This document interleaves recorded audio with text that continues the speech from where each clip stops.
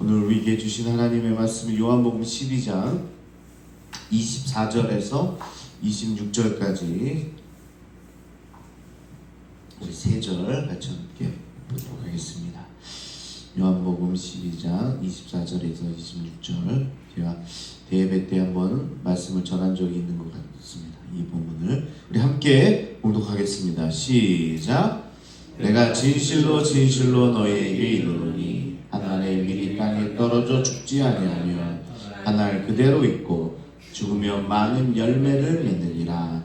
자기의 생명을 사랑하는 자는 잃어버릴 것이요 이 세상에서 자기의 생명을 미워하는 자는 영생하도록 보존하리라. 사람이 나를 섬기려면 나를 따르라. 나 있는 곳에 나를 섬기는 자도 거기 있으리라. 사람이 나를 섬기면 내 아버지께서 그를 귀히 여기시리라. 아멘. 여호와께서, 주님께서, 아버지께서 귀히 여기시리라. 사랑하는 성도 여러분, 평안하십니까? 네. 제가 어제 말씀에 헬라인들이 찾아와 정말 빌립은 안드레에게, 또 안드레는 예수님께 찾아온 이유에 대해서 이야기하죠. 헬라인을 보고 예수님은 이제 인자가 영광을 얻을 때가 왔다, 이렇게 말씀을 하시는데요. 구약에 예언된 바와 같이 메시아가 오게 되면 유대인뿐만 아니라 이방인들까지 하나님 앞에 나오게 된다는 것입니다. 그냥 단순히 메시아가 오면 이스라엘 백성들을 위한 메시아가 아니라 온 인류를 위한 메시아인 거죠. 비록 헬라인 몇 명이 나왔지만 예수님은 앞으로 나오게 될 모든 이방인을 대표하는 사람으로 그들을 보신 거죠. 이제 앞으로 모든 이방인들이 주 앞에 나오게 될 겁니다.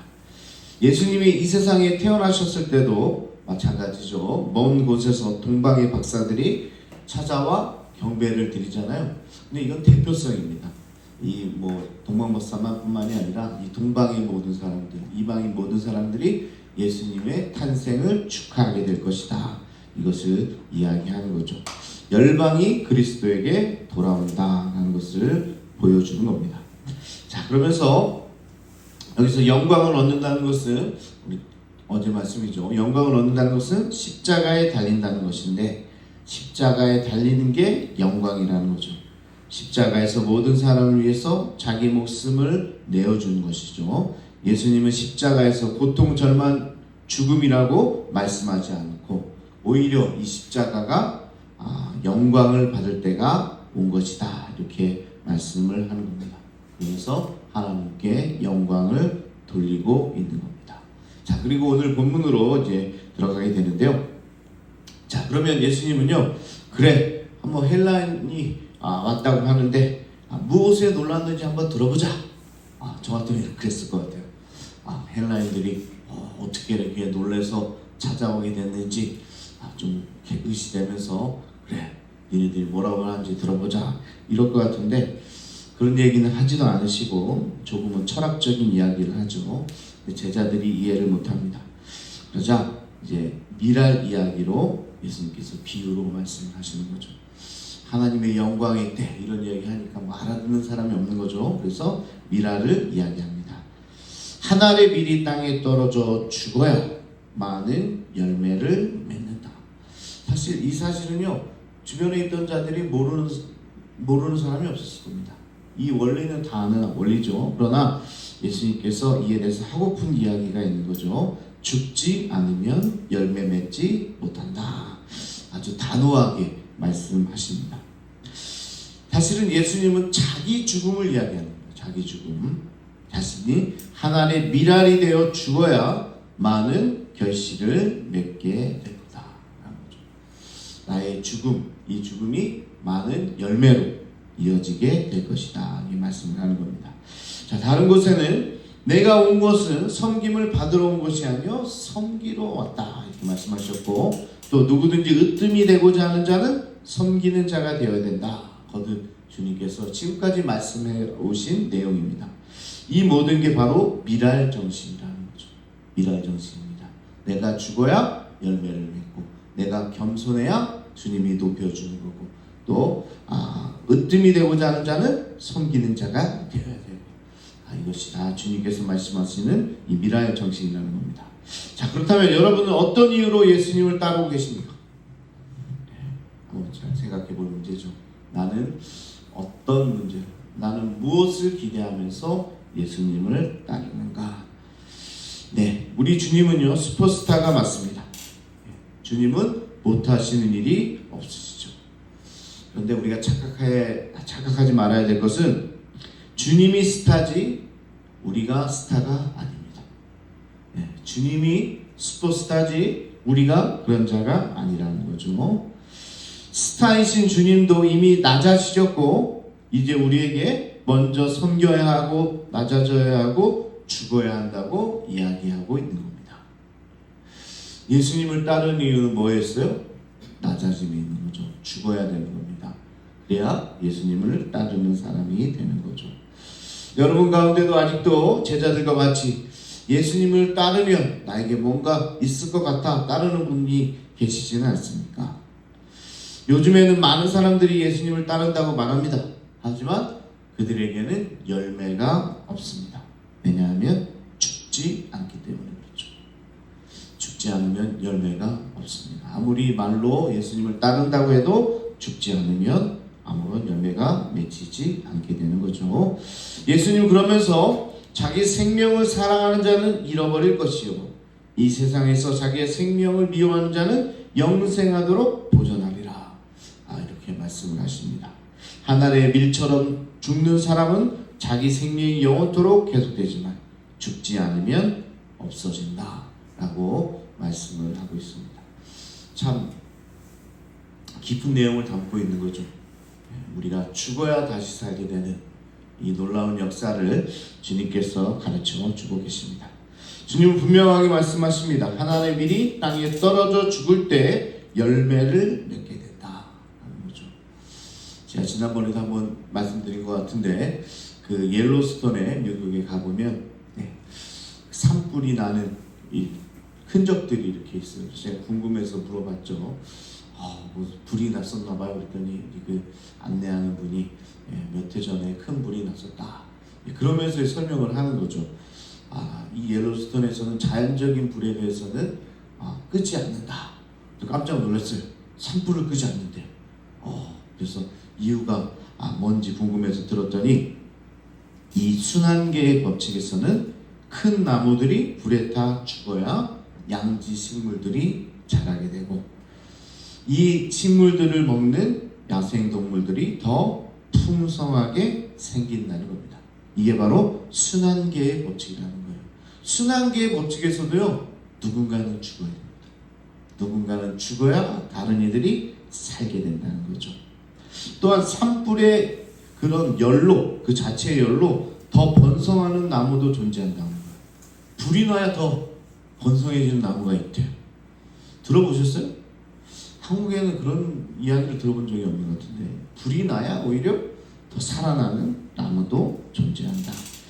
그래서 산불이 지나간 후에 더 풍성한 자연과 숲이 형성된다는 겁니다. 이게 바로 자연의 순환 법칙이라는 거죠. 희생하는 곳에 새로운 생명이 일어난다는 겁니다. 누군가는 죽어서 다른 이를 살리게 되는 것. 예수님께서 가장 먼저 하셨고 또 우리에게도 도전하고 있는 말씀입니다. 그래서 우리 오늘 아침에도 이제 식사를 할 텐데 어떻게 보면 그런 거잖아요. 누군가는 죽어서 사람은 아니지만 어떤 식물 또 동물 누군가는 희생을 해서 오늘 우리가 살아갈 생명이 되잖아요. 저는 아침 안 먹는데요. 그러지 마시고 누군가는 그런 희생을 통해서 우리가 생명을 얻습니다. 이게 그냥 특별한 일이 아니라 이게 자연의 법칙이에요. 그렇다면 우리는 지금 어떻게 되는 것보다 우리의 희생을 통해서 또 우리의 낮아짐을 통해서 다른 일을 살릴 수 있다면 이게 하나님께서 우리에게 주신 사명이라는 겁니다. 근데 교회에서도 그래요. 목사님 왜 나만 맨날 헌신해야 됩니까? 왜 나만 희생해야 됩니까? 저 집사는요 아무것도 안 해요. 그리고도 교회 나가서 큰 소리 쳐요. 저 안수 집사는요 이렇게 얘기하는 분들이 어느 교회나 다 있어요. 우리 교회는 없더라고요. 감사하게 우리 교회는 없는데 그래요. 근데 나의 희생을 통해서 다른 이라 살게 되는 거예요. 이게 참 어떻게 보면 힘든 것보다 영광이고 기쁨이고 감사의 제목이 될 겁니다. 여러분 가정도 마찬가지예요. 여러분 가정도요. 자녀들이 잘 되기는 결국 부모의 희생이 있습니다. 네. 여러분 자녀들 다 잘 되기 원하죠? 그러면요 결국은 부모가 무릎 꿇어야 되는 거죠. 희생해야 되는 거죠. 그러기 위해서 기도할 수 있어야 되는 겁니다. 성산교회도요 누군가의 지금까지 희생이 있어서 이렇게 부흥하고 성장하고 여기에 있는 겁니다. 그것을 잊어버리면 안 됩니다. 또 잃어버리면 또 안 돼요. 우리 선조들 또 우리의 선배들의 눈물의 기도가 있었기에 지금 있는 거지 다른 것이 아닙니다. 또한 앞으로 여러분들의 헌신이 성산교회 공동체를 세워 나갈 겁니다. 여러분들이 지금 이 기도가요 언젠가 열매를 맺는데 우리 자녀들을 통해서 열매 맺을 수도 있어요. 그냥 나 때가 아니라 내 당대가 아니라 우리 후손들을 통해서 귀한 열매가 맺혀질 수 있습니다. 그래서 오늘 우리는 낮아지고 주려하고 희생하는 겁니다. 그런데 이것은요 누가 시켜서 하는 헌신이 아니라 영어로 pleasing sacrifice. 뭡니까? 내가 즐거워서 하는 희생이라는 거죠. 희생인데 어떤 희생이라고요? 내가 원하는 희생, 즐거워하는 희생, 내가 정말 자발적이고 적극적인 희생, 그것이 우리에게 필요하다. 자발적인 희생과 헌신이 성산 공동체를 세워 나갈 것이다. 그래서 하나님의 일은 예수님의 생명과 사역만 의미하는 것이 아니라 우리가 따라야 할 길을 대변하고 있는 겁니다. 예수님만 죽는 게 아니라 우리 또한 그 길을 따라가야 되는 거죠. 썩는 미랄이 되라. 그리고 마지막 26절에 사람이 나를 섬기려면 나를 따르라 이렇게 말씀하시면서 나 있는 곳에 나를 섬기는 자도 거기 있으리니 사람이 나를 섬기면 내 아버지께서 저를 귀히 여기시리라. 마지막 말씀 참 은혜가 되죠. 우리 주님께서 우리를 귀하게 여겨주신다. 야베스처럼 귀하게 여겨주시는 거죠. 결국 영광을 받을 길이라고 말씀하시는 겁니다. 예수님의 제자가 되는 것은 자기의 생명을 남을 위해 주는 것이고 그것이 예수님이 가신 길이고 제자들이 따라가야 할 길입니다. 후에 제자들도 예수님의 이름 때문에 매맞고 감옥에 가고 죽임을 당하나 오히려 기쁘게 여기고 하나님께 영광을 돌렸다라는 것입니다. 자, 그렇게만 할 수만 있다면, 그렇게만 하면 하나님께서 종국에는 우리를 어떻게 한다고요? 귀히 여겨주시고 우리를 존중해 주시고 우리 하나님께서 우리를 기뻐하시고 칭찬해 주시고 우리와 함께 하신다는 겁니다.